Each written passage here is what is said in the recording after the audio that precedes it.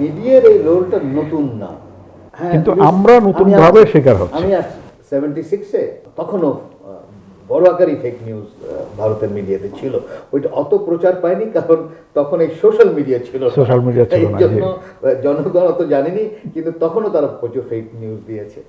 এই ফেক নিউজের জিনিসটা বাড়ছে, এর একটা বড় কারণ হচ্ছে যে মিডিয়া, যেটা অ্যান্টোনিও গ্রামশির একটা সুন্দর কথা আছে যে মিডিয়া হলো কন্টেম্পোরারি টাইমস হলো পলিটিক্যাল পার্টি, একটা পার্টির ফর্মুলেশন নিয়েছে। তো তাদের এজেন্ডা আছে। এখন যেটা হলো, যেটা বললাম, যেই কারণে তারা এই ফেক নিউজ বা এই ধরনের কথাবার্তা বলছিল, যে তাদের একটা রাজনীতি আছে।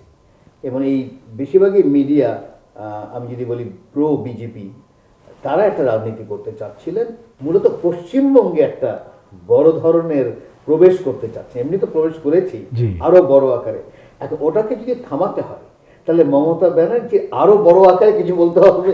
এবং সেই হিসাবে মমতা ব্যানার্জি আবার বললো হ্যাঁ জাতিসংঘকে চলে আসতে হবে ইত্যাদি, নাহলে তো সে থামাতেই পারছিল না। তার মানে তাদের ডোমেস্টিক পলিটিক্সটা পররাষ্ট্রনীতির মধ্যে চলে আসছিল। এটা আমাদের সাবধান থাকা ব্যাপার।